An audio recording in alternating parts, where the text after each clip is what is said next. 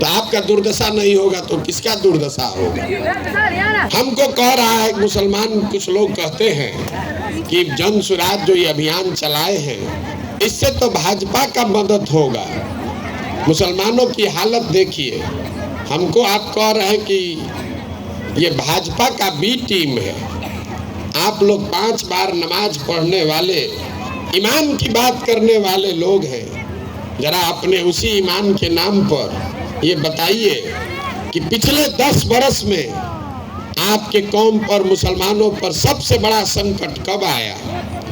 आप पर वो संकट आया जब इस देश में CA/NRC को लागू किया गया। एकमात्र ऐसी घटना है जिसमें मुस्लिम परिवार की महिलाएं बाहर निकलकर धरने पर बैठी। अगर CA/NRC इस देश में लागू हो जाए तो आधे से ज्यादा मुसलमान को ऑफिसेज का चक्कर लगाना पड़ेगा।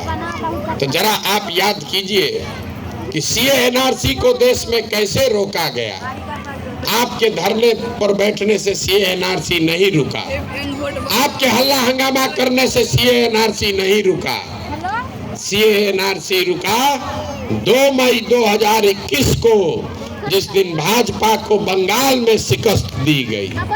तो जरा याद करके आप लोग बताइए, ताली मत बजाइए, याद करके बताइए कि जब बंगाल में लड़ाई लगी 2 लाख संघ के वर्कर पूरे देश से बंगाल गए भाजपा को जिताने। पूरे देश ने माना कि भाजपा को बंगाल जीतने से कोई नहीं रोक सकता है।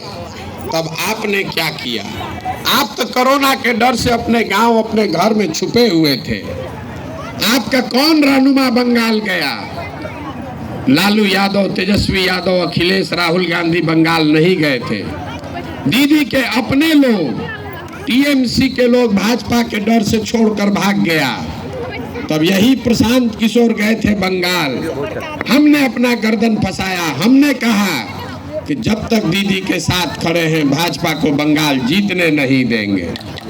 हमने यही नहीं कहा, हमने टीवी पर आकर कहा कि अगर भाजपा को बंगाल में 100 सीट आएगा तो जीवन में संन्यास ले लेंगे। हमने भाजपा को रोका 77 पर, तो हम हो गए भाजपा के बी टीम। और आप यहाँ घर में बैठे हुए थे तो आप हो गए हमको सर्टिफिकेट देने वाले। तो आपका बर्बादी नहीं होगा तो किसका बर्बादी होगा? जब आपको अपने हितैषी लोगों की, अपने रहनुमाओं की समझ नहीं है तो आपका भला होगा कैसे? नहीं हो सकता है। कोई किसी को वोट क्यों देता है? आप वोट देते हैं 3 वजह से। पहली वजह, आप वोट देते हैं अपने और अपने बच्चों के विकास के लिए। दूसरा, आप वोट देते हैं राजनीतिक भागीदारी के लिए। तीसरा, आप वोट देते हैं अपने राजनीतिक विरोधी को हराने के लिए। अभी 2 मिनट में आप जरा आपको ये बताऊंगा कि इन तीनों वजह पर, इन तीनों कसौटियों पर आपने 30 बरस में अपने जो निर्णय लिए हैं उसको कस कर देखिए। पिछले 30-35 बरस से मुसलमान बोरा में भर के लालटेन को वोट देता है। विकास का आलम यह है कि दलितों के बाद सबसे ज्यादा गरीब और बदहाल आप हैं। राजनीतिक भागीदारी का आलम यह है कि 40 के बजाय आपके 19 विधायक हैं। 1650 मुखिया होना चाहिए, है 1200 से कम। 27,500 वार्ड सदस्य होना चाहिए, मुसलमान है 11,000 से कम। तो आपको विकास मिला नहीं, भागीदारी मिली नहीं, तो फिर आप कहिएगा भैया कुछ नहीं चाहिए, हमको तो भाजपा को हराना है। तो चलिए उसी नजरिए से देख लीजिए। 1989 से आप लालटेन को वोट देते हैं, तब ना जन सुराज आया था ना ओवैसी आए थे। आपने एक मुश्त होकर लालटेन को वोट दिया 1989 से। 1989 में भाजपा का बिहार में 0 MP था, लालटेन के 51 MP थे बिहार झारखंड मिला के। आज भाजपा का यहाँ 51 MP है बिहार झारखंड मिलाकर, लालटेन का 0 MP है। तो आपको विकास मिला नहीं, भागीदारी मिली नहीं, भाजपा को आप हरा पाए नहीं। लेकिन आप ऐसे लोग हैं, कहता है मुसलमान कि हम लोग बहुत इमोशनल लोग हैं, हम लोग किसी का हाथ पकड़ लिए तो छोड़ते नहीं हैं। मेरे भाई, आप इमोशनल आदमी नहीं हैं। आप विशुद्ध तौर पर ऐसे लोग हैं जिनमें कोई राजनीतिक सलाहियत नहीं है। जब आप अपने लिए नहीं खड़ा है, जब अपने बच्चों के लिए नहीं खड़े हैं, तो आप दूसरों की क्या मदद करेंगे?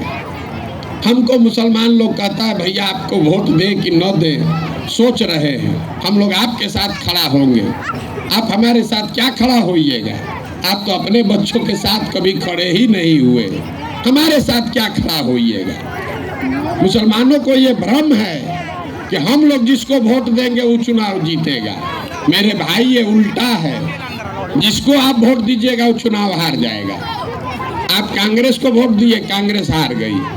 आप अखिलेश को वोट दिए, अखिलेश पिछला 4 बार से चुनाव यूपी हार रहे हैं। आप लालू को वोट देते हैं, लालू को 0 MP है।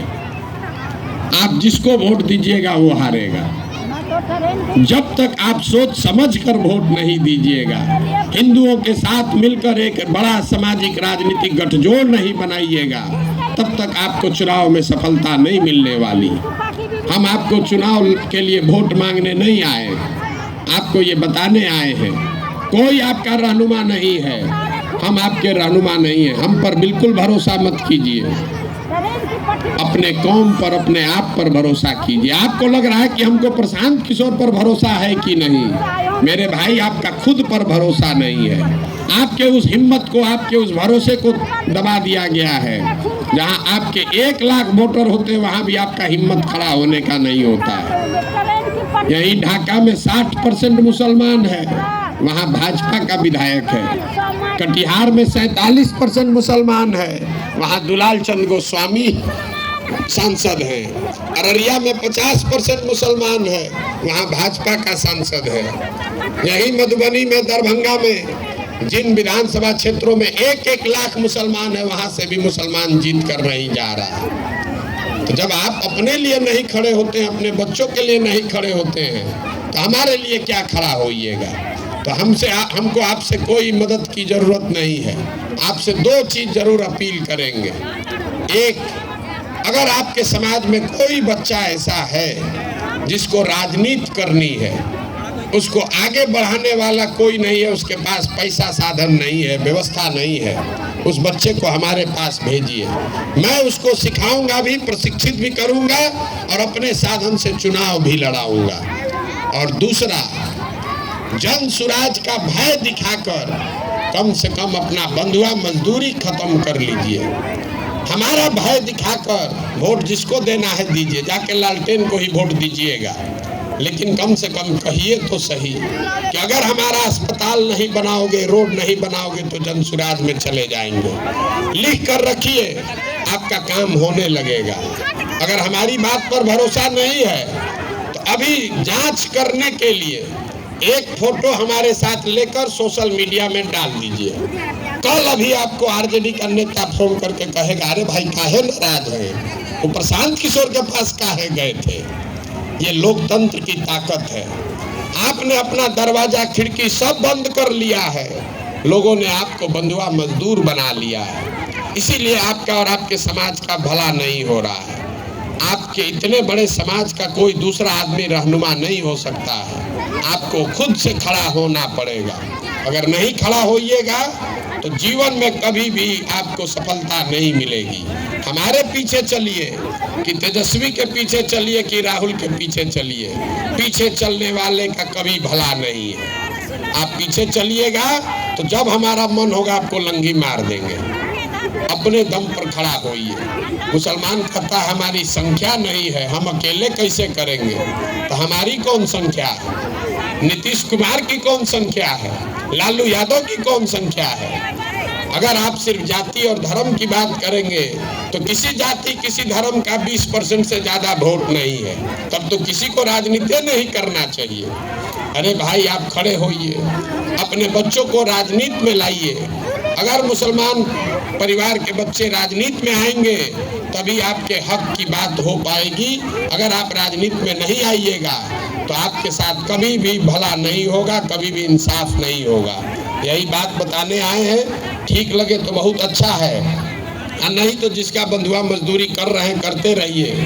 एक बात आपको बता कर जा रहे हैं, आप वोट जाकर लालटेन को ही दीजिए, लेकिन जीतेगा जनसुराज, ये भी आप लिख के रख लीजिए। इसलिए नहीं कि हम बहुत काबिल आदमी हैं, इसलिए कि आप ही के कौम में जो बात बताई गई है कि ईमानदारी से किया हुआ प्रयास कभी बर्बाद नहीं हो सकता है। मैं जितनी मेहनत यहाँ कर रहा हूँ, 75 साल से जितना किसी ने मेहनत न किया हो इतना पसीना बहा रहे हैं। अगर मैं जद्दोजहद कर रहा हूँ, मैं पसीना बहा रहा हूँ, तो सफलता मिलनी ही मिलनी है। और दूसरी बात, आपको चलना है जनसुराज में ही। तय खाली आपको इतना करना है कि अभी कंधा लगाइएगा तो हमारी लड़ाई थोड़ी आसान हो जाएगी, लेकिन अगर कंधा नहीं लगाइएगा तो कोई हमको शिकवा शिकायत भी नहीं है। जीतने के बाद आपके पास फिर से आएंगे अपने साथ लेकर चलने, लेकिन जब जीत कर आएंगे तो आपसे हर जाना भी पूरा वसूलेंगे। हम आदमी हैं शाकाहारी, जब जीत कर आएंगे तो आपके घर में सेवई भी खाएंगे और आपका हाथ पकड़ कर ले चलेंगे। तब तक आप लालटेन का बटन दबाते रहिए, लेकिन लालटेन में आपका कुछ नहीं है, आप किरासन तेल हैं। आप जल रहे हैं, आपके बच्चों का भविष्य जल रहा है, रोशनी दूसरे जगह हो रही है। आपको देते रहना है, देते रहिए। जब हम जीत जाएंगे अपने आप हमारे साथ आइएगा। बहुत बहुत धन्यवाद।